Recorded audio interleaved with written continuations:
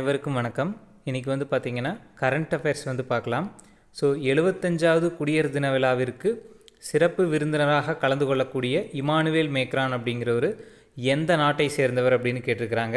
So இவர் வந்து France நாட்டினுடைய பிரதமர் தான் வந்து பார்த்திங்கன்னா இமானுவேல் மேக்ரான் அப்படிங்கிறவர்.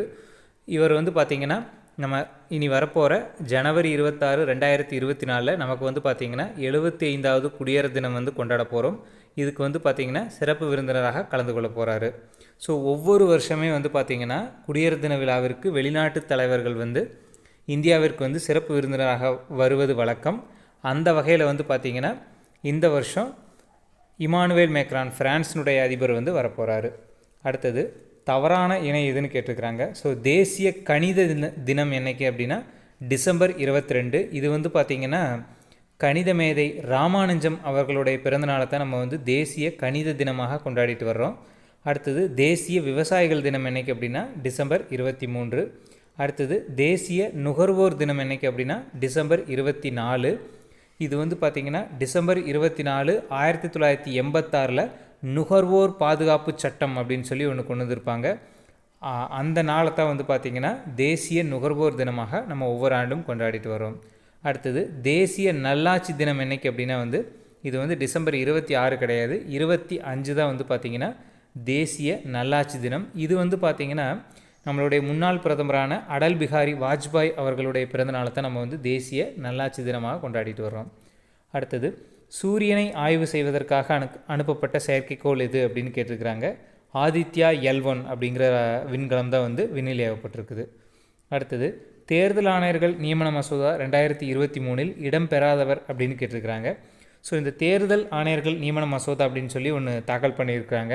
இது என்ன அப்படின்னு சொல்லி பார்த்தீங்கன்னா தேர்தல் ஆணையர்களை வந்து நியமிக்கக்கூடிய குழுவில் வந்து யார் யார் வந்து இருக்கணும், யார் இருக்கக்கூடாது அப்படிங்கிறத வந்து முடிவு பண்ணக்கூடிய அந்த மசோதா தான் வந்து பார்த்திங்கன்னா தேர்தல் ஆணைய மசோதா.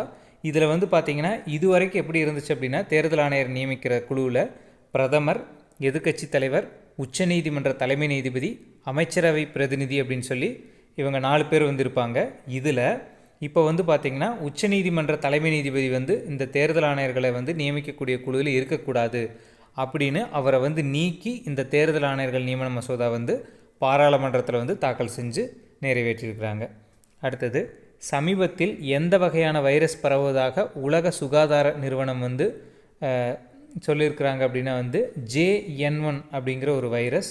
இது வந்து பார்த்திங்கன்னா கொரோனாலேயே வந்து பார்த்திங்கன்னா இன்னொரு வகை தான் வந்து பார்த்திங்கன்னா இந்த JN1 அப்படிங்கிற ஒரு வைரஸ். இது வந்து பார்த்திங்கன்னா அமெரிக்காவில் வந்து கண்டுபிடிச்சாங்க. அதுக்கப்புறம் இந்தியாவிலேயே வந்து பார்த்திங்கன்னா இப்போ நிறைய இடத்துல வந்து இது பரவிட்டுருக்குது. அடுத்தது டிசம்பர் 25, 2023 அன்று வேலு நாச்சியாரின் எத்தனையாவது நினைவு தினம் அப்படின்னு கேட்டிருக்கிறாங்க. 227வது நினைவு தினம். வேலு நாச்சியார் அவர்களுடைய 227வது நினைவு தினம். இவருடைய பிறப்பு அப்படின்னு சொல்லி பார்த்தீங்கன்னா 1730 1796 வரைக்கும் இவருடைய பிறப்பு. இவர் வந்து பார்த்திங்கன்னா தென்னிந்தியாவின் ஜான்சி ராணி என்று அழைக்கப்படுறாரு வேலு நாச்சியார் அவர்கள்.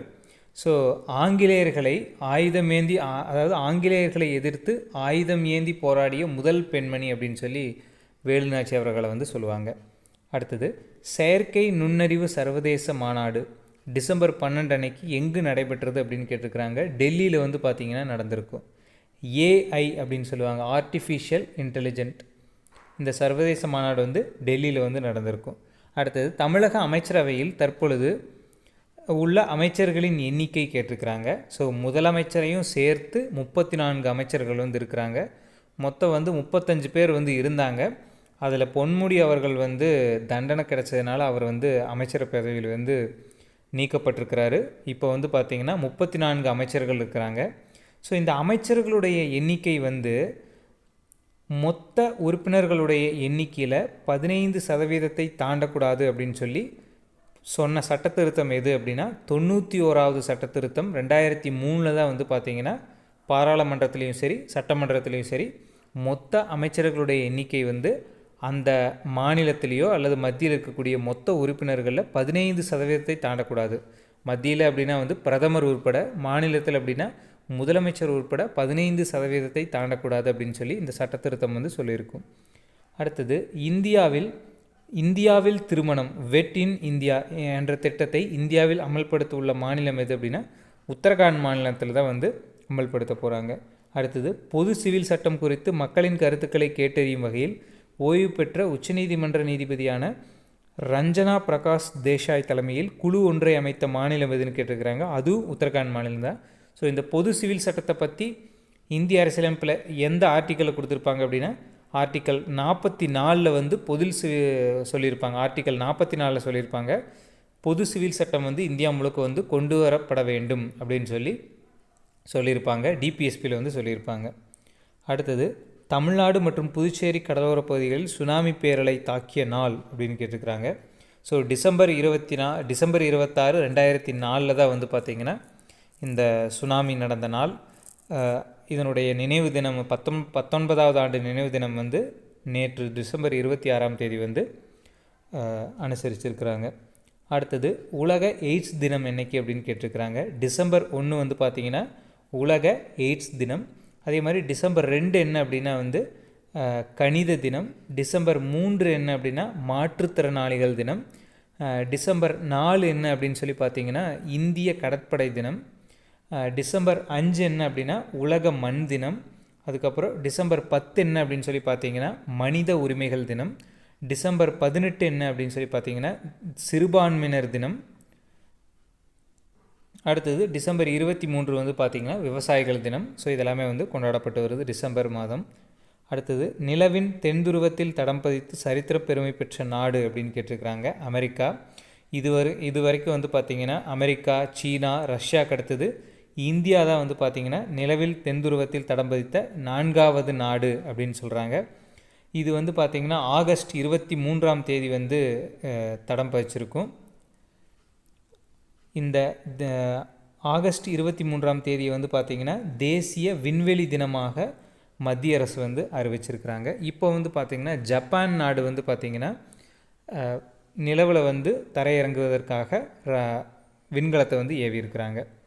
அடுத்தது மகளுடன் செல்ஃபி என்னும் செயலியை சுனில் ஜக்லான் அப்படிங்கிறவர் வந்து 2015 எந்த மாநிலத்தில் துவங்கினார் அப்படின்னு கேட்டிருக்கிறாங்க.